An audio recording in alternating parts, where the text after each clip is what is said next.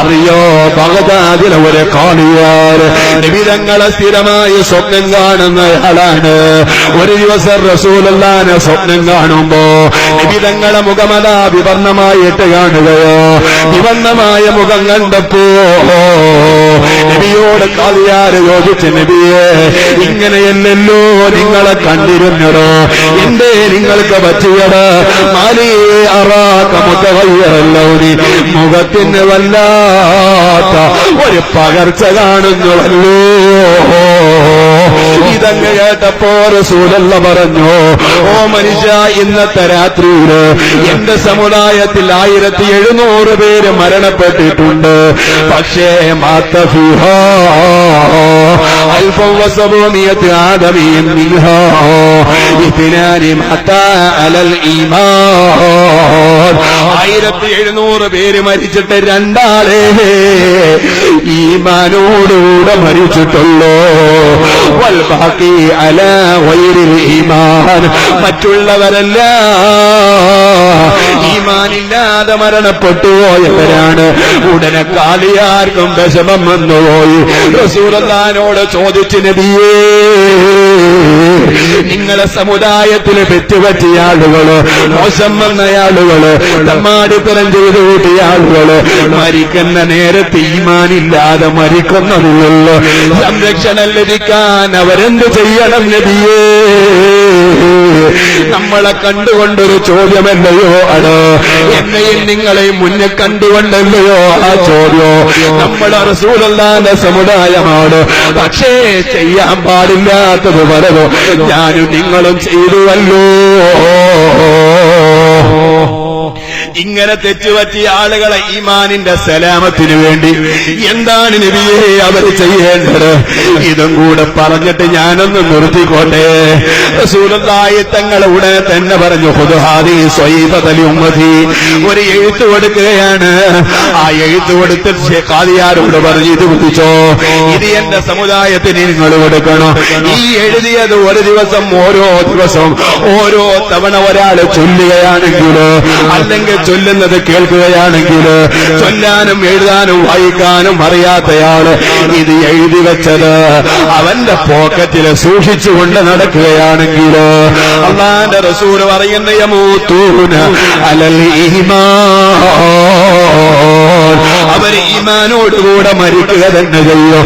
എന്നാലോ എഴുതിക്കൊടുക്കുന്ന ദിക്റിനെ കുറിച്ച് പരിജ്ഞാനമുണ്ടായിട്ട് ഇത് പഠിക്കാൻ മനസ്സ് കാണിക്കാതെ, ഇതൊന്നും ഓതാൻ സമയം കാണാതെ, ഓതുന്നതൊന്ന് കേൾക്കാൻ സമയം കാണാതെ, വേണ്ട ഇതിനെ ആദരിച്ച് നിന്റെ പോക്കറ്റിലൊന്ന് കൊണ്ടു നടക്കാൻ മനസ്സ് കാണിക്കാതെ ആരാണോ നടക്കുന്നതെങ്കിൽ ഞാനവൻ നിന്ന് ഒഴിവാ, അവന്റെ കാര്യം പറഞ്ഞ് എന്റെ അടുക്കൽ വരണ്ട എന്നീ ഖാദിയാരോട് പറഞ്ഞ് റസൂലുള്ളാഹി പോയപ്പോ പന്തബഹത്തു, പെട്ടെന്ന് ഇദ്ദേഹം ഉറക്കിൽ നിന്ന് എണീക്കുകയാണ്. അങ്ങനെ സ്വന്തം തലപ്പാവിലേക്ക് നോക്കിയപ്പോ ആ തലപ്പാവിനകത്തൊരു എഴുത്ത് കാണുകയാണ്. ഏതാണ് ആ എഴുത്തെന്നറിയോ? ചെറുപ്പക്കാരാ, നമ്മോട് ചൊല്ലാൻ പറഞ്ഞ ദിക്റ്, നമ്മളോട് കൊണ്ടു നടക്കാൻ പറഞ്ഞ ദിക്റ്, നമ്മളോട് എഴുതി പഠിക്കാൻ പറഞ്ഞ ദിക്റ്, ചൊല്ലുന്നത് കേൾക്കാൻ പറഞ്ഞ ദിക്റ്, ആ ദിക്റ് ദിനേന ചൊല്ലുകയാണോ, കേൾക്കുകയാണോ, അല്ലെങ്കിൽ ജീവിതത്തിൽ ചുമന്നോണ്ട് നടക്കുകയാണോ? റസൂലുള്ളാഹി പറയുന്ന യമൂതൂന അലൽ ഈമാൻ, അവർ ഈമാനോടുകൂടെ മരിക്കുകയുള്ളൂ. ഏതാണ് ആ ദിക്റെന്നറിയോ? ലാ ഇലാഹ ഇല്ലല്ലാഹ് അൽ മൗജൂദ് ബികുല്ലി സമാൻ, ലാ ഇലാഹ ഇല്ലല്ലാഹ് അൽ മഅറൂഫ് ബികുല്ലി ഇഹ്സാൻ, ലാ ഇലാഹ ഇല്ലല്ലാഹ് അൽ മഅബൂദ് ബികുല്ലി മകാൻ, ലാ ഇലാഹ ഇല്ലല്ലാഹ് അൽ മദ്കൂർ ബികുല്ലി ലിസാൻ, ലാ ഇലാഹ ഇല്ലല്ലാഹ് കുല്ല യൗമിൻ ഹുവ ഫീ ശഹ്ർ അതേ ലാ ഇലാഹ ഇല്ലല്ലാഹ് അൽ അമാൻ മിൻ സബാഹിൽ ഈമാൻ വമിൻ ശർരി ശൈത്താൻ വമിൻ ഹുൽമി സുൽത്താൻ യാ ഖദീമൽ ഇഹ്സാൻ യാ ഗഫൂർ യാ ഗഫാർ ബിറഹ്മതിക യാ അർഹമർ റഹീമീൻ.